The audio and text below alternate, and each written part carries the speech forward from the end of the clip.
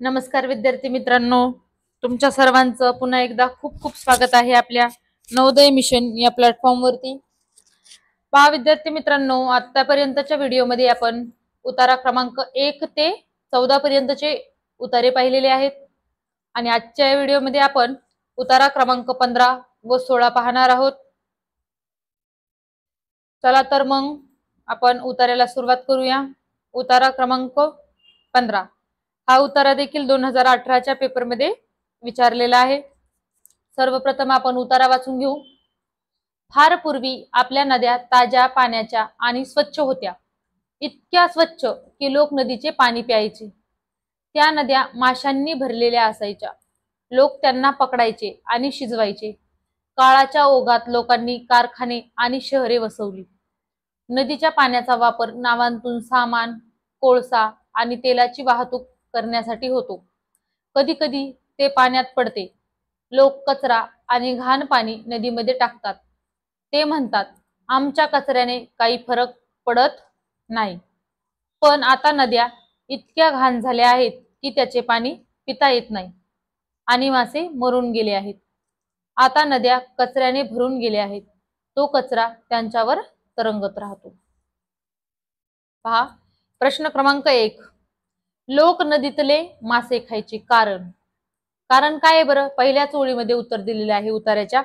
फार पूर्वी आपल्या नद्या ताज्या पाण्याच्या आणि स्वच्छ होत्या, इतक्या स्वच्छ की लोक नदीचे पाणी प्यायचे, त्या माशांनी भरलेल्या असायच्या आणि लोक त्यांना पकडायचे आणि शिजवायचे। याचा अर्थ काय की नद्या कशा होत्या?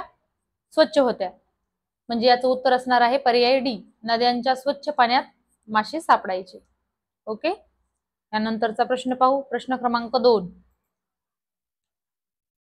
हा प्रश्न क्रमांक 2, बरोबर विधान कोणते? पर्याय ए, नद्या सुरुवातीपासून घाण होत्या। तर हे विधान चुकीचं आहे, कारण सुरुवातीला नद्या कशा होत्या? ताज्या पाण्याच्या आणि स्वच्छ होत्या। पूर्वी लोकांना नदीचे पाणी पिता यायचे नाही, हेही विधान चूक आहे, कारण पूर्वी लोक काय करायचे? नदीचेच पाणी प्यायचे। आता पडलेल्या तेलामुळे आणि टाकलेल्या कचऱ्यामुळे नद्या घाण झाल्या। तर याचं उत्तर असणार आहे पर्याय क्रमांक सी, कारण काय की तेलामुळे आणि टाकलेल्या कचऱ्यामुळेच काय झालेलं आहे? नद्या घाण झालेल्या आहेत। आणि पर्याय डी पण एकदा पाहू, लोकांनी सगळे मासे पकडून शिजवले आणि खाऊन टाकले म्हणून नद्यात मासे नव्हते। तर हे उत्तर नसणार आहे, म्हणजे याचं उत्तर आहे पर्याय सी। यानंतरचा प्रश्न पाहू। प्रश्न क्रमांक 3, आधी काय झाले? तर आधी, आता इथेही आपण आधी पर्याय वाचून घेऊ। नद्यातून मासे नाहीसे झाले का आधी? का कारखान्यांच्या नावा नद्यामध्ये उतरल्या? का पर्याय सी, नद्या स्वच्छ आणि सुंदर होत्या? का पर्याय डी, शहरामध्ये अधिकाधिक कारखाने झाले? तर याचं उत्तर असणार आहे पहा पर्याय क्रमांक डी। आता बऱ्याच विद्यार्थ्यांना काय वाटेल की याचं उत्तर सी का नाही? तर आधी काय झाले विचारले, काय विचारले? आधी काय झाले, म्हणजे नद्या घाण होण्यास सुरुवात झाली तेव्हा काय झाले?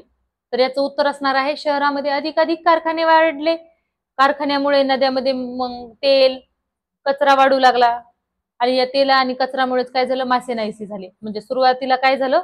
तर शहरामध्ये अधिकाधिक कारखाने झाले। याचं उत्तर असणार आहे पर्याय डी।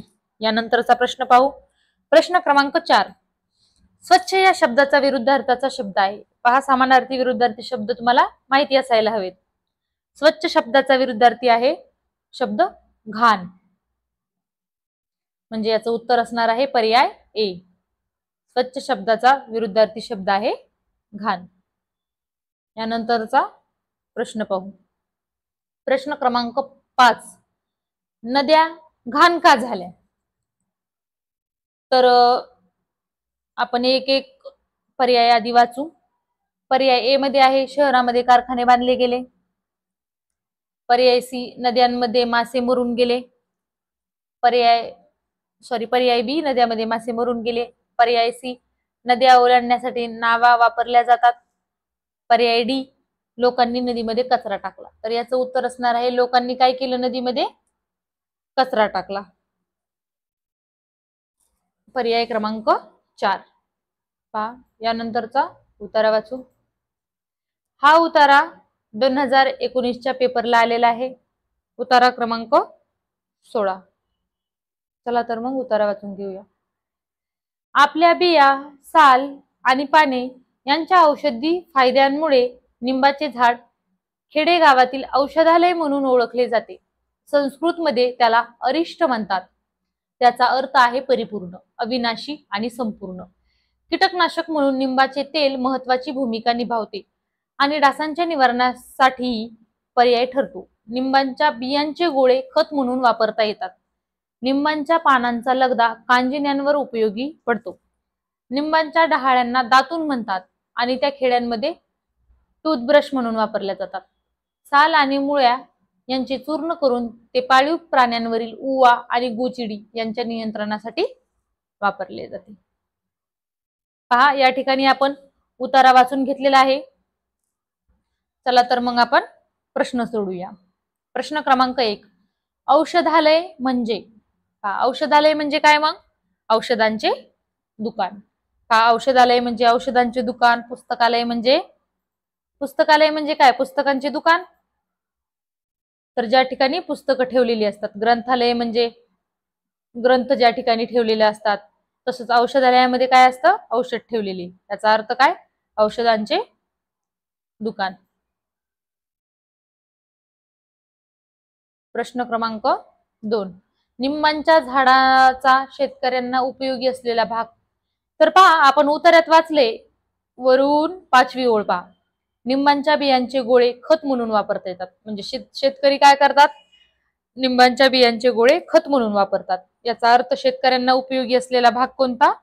तर पर्याय ए, बिया. यानंतरचा प्रश्न पाहू.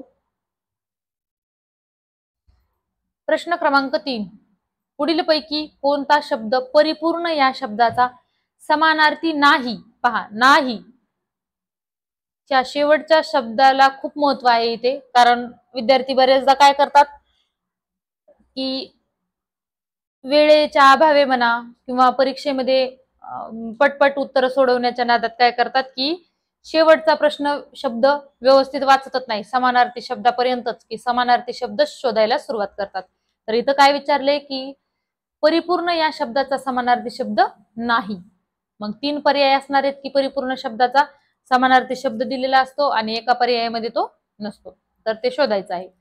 परिपूर्ण याचा अर्थ निर्दोष, परिपूर्ण याचा अर्थ निष्कलंक, परिपूर्ण याचा अर्थ अतुलनीय, पण परिपूर्ण याचा अर्थ कुरूप होत नाही. म्हणजे याचा अर्थ काय? परिपूर्ण या शब्दाचा समानार्थी नसलेला शब्द कुरूप हा आहे. यानंतरचा प्रश्न सोडू. कीटक या शब्दाचा उतार्यात अर्थ काय आहे? कीटक. पहा, कीटक या शब्दाचा उतार्यात आलेला अर्थ आहे पिकांचा नाश करणारी कीड. म्हणजे याचं उत्तर असणार आहे पर्याय ए. प्रश्न क्रमांक 5, निंबाच्या डॅश डॅश खेड्यामध्ये टूथब्रश म्हणून वापरल्या जातात. तर निंबाच्या डहाळ्यांना आपण दातून म्हणतो आणि त्या खेड्यामध्ये टूथब्रश म्हणून वापरल्या जातात. निंबाच्या डहाळ्यांना काय म्हणतो? दातून म्हणतात आणि त्या खेड्यांमध्ये टूथब्रश म्हणून वापरल्या जातात. याचा अर्थ आहे पर्याय सी. ओके. पहा विद्यार्थी मित्रांनो, आतापर्यंतच्या व्हिडिओमध्ये आपण उतारा क्रमांक 1 ते 16 पर्यंतचे उतारे पाहिलेले आहेत आणि सर्वच्या सर्व उतारे हे नवोदयच्या पेपरमध्ये आलेले उतारे आहेत. ओके. तर सर्वांनी छान प्रकारे उतार्यांचा अभ्यास करायचा आहे. चला भेटूया पुढच्या व्हिडिओमध्ये. तोपर्यंत सर्वांना